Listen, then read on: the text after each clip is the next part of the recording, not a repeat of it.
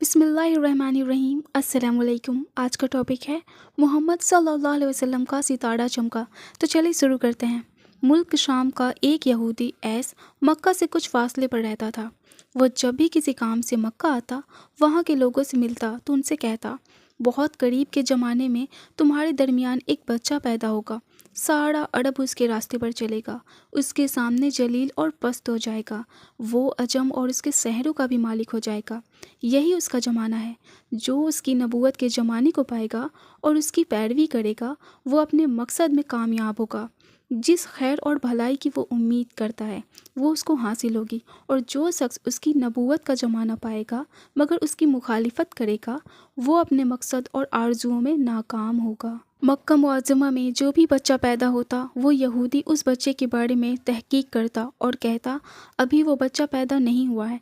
आखिर जब नबी करीम सल्लल्लाहु अलैहि वसल्लम इस दुनिया में तशरीफ़ लाएं, तो अब्दुल मुत्तलिब अपने घर से निकलकर उस यहूदी के पास पहुँचे। उसकी इबादतगाह के दरवाजे पर पहुंचकर उन्होंने आवाज़ दी। ऐस ने पूछा, कौन है? उन्होंने अपना नाम बताया। फिर उससे पूछा, तुम इस बच्चे के बारे में क्या जानते हो? उसने उन्हें देखा, फिर बोला, हाँ, तुम ही उसके बाप हो सकते हो। बेशक वो बच्चा पैदा हो गया है जिसके बारे में मैं तुम लोगों से कहा करता था। वो सितारा आज तुलू हो गया है जो इस बच्चे की पैदाइश की अलामत है। और इसकी अलामत ये है कि इस वक्त उस बच्चे को दर्द हो रहा होगा। यही तकलीफ़ उसे 3 दिन रहेगी और उसके बाद ये ठीक हो जाएगा। राहिब ने जो ये कहा था कि बच्चा 3 दिन तक तकलीफ़ में रहेगा, तो उसकी तफसील ये है कि आप सल्लल्लाहु अलैहि वसल्लम ने 3 दिन तक दूध नहीं पिया था। और यहूदी ने जो ये कहा था कि हाँ, आप ही उसके बाप हो सकते हैं, उससे ये मुराद है कि अरबों में दादा को भी बाप कहा जाता था। और नबी करीम सल्लल्लाहु अलैहि वसल्लम ने एक बार ख़ुद फरमाया था कि मैं अब्दुल मुत्तलिब का बेटा हूँ। यहूदी ने अब्दुल मुत्तलिब से ये भी कहा था, इस बारे में अपनी ज़ुबान बंद रखें, यानी किसी को कुछ ना बताएं, वरना लोग इस बच्चे से ज़बरदस्त हसद करेंगे। इतना हसद करेंगे कि आज तक किसी ने नहीं किया होगा।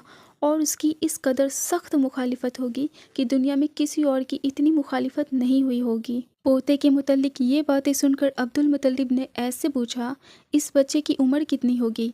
यहूदी ने इस सवाल के जवाब में कहा, अगर इस बच्चे की उम्र तबई हुई तो भी 70 साल तक नहीं होगी, बल्कि इससे पहले 61 या 63 ही साल की उम्र में वफ़ात हो जाएगी।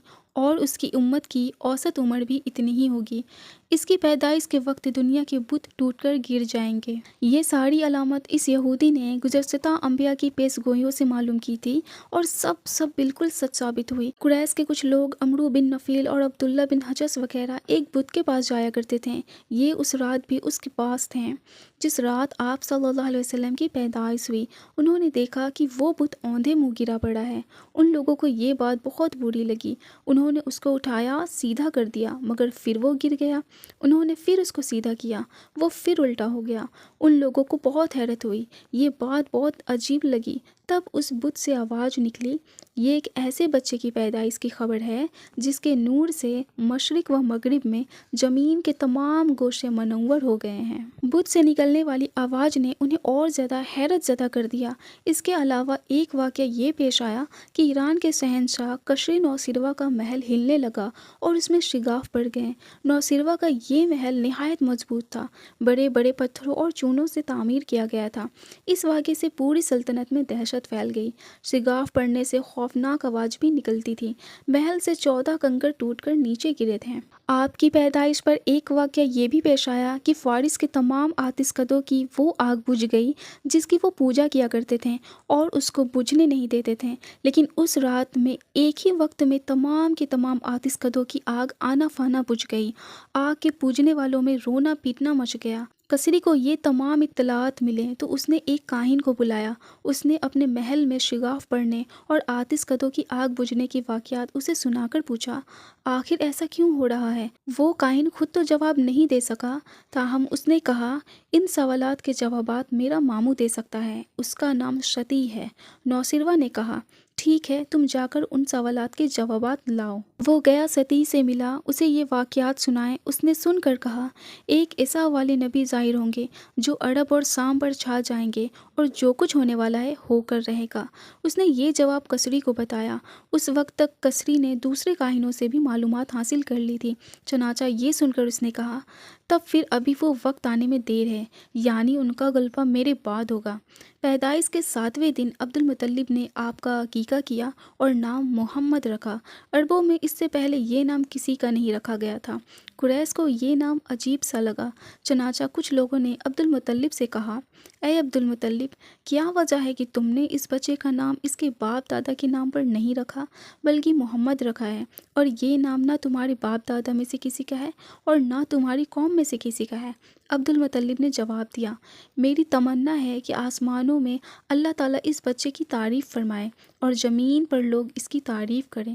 محمد کے معنی ہے جس کی بہت زیادہ تعریف کی جائے۔ اسی طرح والدہ کی طرف سے آپ کا نام احمد رکھا گیا۔ احمد نام بھی اس سے پہلے کسی کا نہیں رکھا گیا تھا۔ مطلب یہ کہ ان دونوں ناموں کی اللہ تعالیٰ نے خوب حفاظت کی اور کوئی بھی یہ نام نہ رکھ سکا۔ احمد کا مطلب ہے سب سے زیادہ تعریف کرنے والا۔ علامہ شہلی نے لکھا ہے کہ آپ احمد پہلے ہیں اور محمد بعد میں، یعنی آپ کی تعریف دوسروں نے بعد میں کی۔ اس سے پہلے آپ کی شان یہ ہے کہ آپ اللہ تعالیٰ کی سب سے زیادہ حمد و ثنا کرنے والے ہیں۔ پرانی کتابوں میں آپ کا نام احمد ذکر کیا گیا ہے۔ اپنی والدہ کے بعد آپ نے سب سے پہلے صوبیہ کا دودھ پیا۔ صوبیہ نبی کریم صلی اللہ علیہ وسلم کے چچا ابو لہب کی باندھی تھی۔ ان کو ابو لہب نے آپ کی پیدائش کی خوشی میں آزاد کر دیا تھا۔ صوبیہ نے آپ کو چند دن تک دودھ پلایا۔ ان دنوں صوبیہ کے یہاں اپنا خود کا بیٹا پیدا ہوا تھا۔ آپ کی والدہ نے آپ کو صرف 9 دن تک دودھ پلایا۔ ان کے بعد صوبیہ نے پلایا۔ پھر دودھ پلانے کی باری حضرت حلیمہ سعدیہ رضی اللہ عنہ کی آئی۔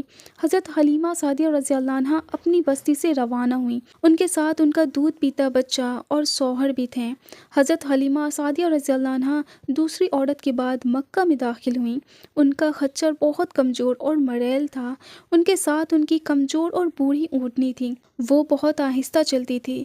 ان کی وجہ سے حلیمہ رضی اللہ عنہ قافلے سے بہت پیچھے رہ جاتی تھیں۔ اس وقت بھی ایسا ہی ہوا، وہ سب سے آخر میں مکہ میں داخل ہوئیں۔ انشاءاللہ نیکسٹ ویڈیو میں حضرت حلیمہ سعدیہ رضی اللہ عنہ کے بارے میں ڈیٹیلز میں بات ہوگی۔ جزاک اللہ خیر۔ السلام علیکم۔